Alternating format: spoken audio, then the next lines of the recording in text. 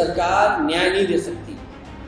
और जब सत्ता में बैठे लोगों की नियत ये न हो कि न्याय मिलना हो, जो घटनाक्रम हुआ है, जो अलग अलग जगह से जानकारी हुई या मुझे कार्यकर्ता नेताओं से जानकारी हुई या जो अलग अलग यूट्यूबर्स या सोशल मीडिया में जो बात लिखी है या आई है, इसीलिए मैंने कहा कि जो जीरो टॉलरेंस की बात कर रहे हैं उन्हें उन तमाम अधिकारियों के खिलाफ कार्रवाई करनी चाहिए जिनकी वजह से ऐसी घटना घटी है। देवरिया हत्याकांड के बाद से ही सपा और बीजेपी में ठन चुकी है।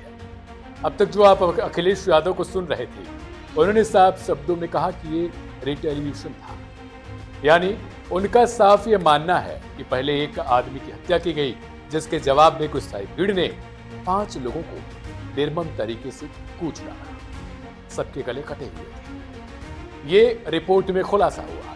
लेकिन आगे अखिलेश यादव कहते हैं कि वहां के डीएम ने खुद ही कहा कि ये केवल एक रिटेलिएशन हुआ था, यानी जब एक को मारा गया उसके जवाब में गुस्साई भीड़ ने 5 लोगों को मारा। अब सवाल ये है कि आखिर जब से देवरिया हत्याकांड हुआ है 2 अक्टूबर के दिन से ही आखिर बीजेपी और समाजवादी पार्टी में इतना जोर और तूल क्यों पकड़ रहा है।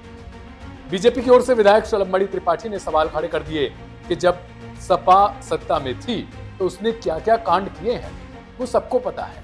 अगर एक तरीके से जांच बिठा दी जाए तो समाजवादी पार्टी पूरी तरीके से जो उनके गुंडे हैं वो बाहर आ जाएंगे। जिसके जवाब में शिवपाल सिंह यादव ने कहा कि विधायक जी, पहले ये तो देखिए कि आप ही की पार्टी सत्ता में है और जांच करवाना आपका है काम।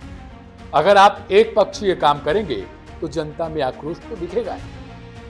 बता दें कि इसके बाद अब जो है वो जयंत चौधरी की पार्टी के प्रदेश अध्यक्ष भी पहुंचे थे।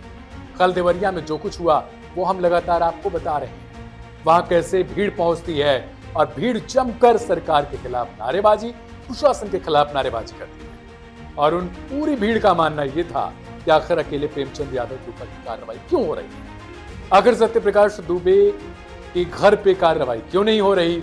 आप सभी को पता होगा कि सत्यप्रकाश दुबे के घर में अब केवल एक सदस्य और एक बड़ा बेटा उनका देवेश दुबे बचा हुआ है, जिसके खिलाफ भी प्रेमचंद यादव की पत्नी ने कहा कि उसको भी फांसी दे देनी चाहिए अगर जो बचा हुआ बच्चा है। इधर प्रेमचंद यादव की बेटी का मानना है कि जो हत्या की गई थी प्रेमचंद यादव की, वो देवेश दुबे ने किया है। बता दें कि देवेश दुबे पर भी संदेह हो रहा है क्योंकि वो भी कंटिन्यू अपने बयान को बदल रहा है। कभी कहता है कि मैं कथा कहने गया था और कभी कहता है कि जन्मदिन के लिए बुलावा दे। ऐसे में अब ये समझना होगा कि आखिर सपा और बीजेपी आपस में टकरा क्यों रही है।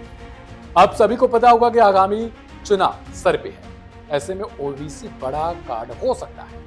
ओबीसी के लिए ये दोनों पार्टियां लड़ रही हैं। कोई ब्राह्मणों को लेकर साफ संदेश दे रहा है तो कोई यादवों को लेकर अपनी जाति की जो एक तरीके से राजनीति के बीज होते हैं वो बोलते दिखाई दे रहा है। सपा का मानना है कि कार्रवाई एकदम से उल्टा हो रहा है, जबकि बीजेपी का कहना है कि आखिर कार्रवाई कैसे उल्टी हो सकती है। जब एक के बदले में 5 हत्याओं को किया गया तो वो क्या बराबर था। ऐसे में देखना यह होगा कि जो राजनीतिक रोटियां सेकी जा रही हैं, क्या वो इतने भीषण नरसंहार के बावजूद जरूरी था।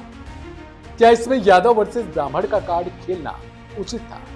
क्या जो भारतीय जनता पार्टी कर रही है वो उचित है, या फिर जो अखिलेश यादव की समाजवादी पार्टी कर रही है वो उचित है। फिलहाल आपकी राय क्या है इन सब के बीच, वो हमें कमेंट करके बताइएगा, क्योंकि हमारी नजर लगातार देवरिया हत्याकांड पर बनी हुई है। पल पल की अपडेट आप तक पहुंचाते रहेंगे और सब्सक्राइब करके रखिएगा, क्योंकि सबसे पहले आप तक खबर हम पहुंचाएंगे। नमस्कार।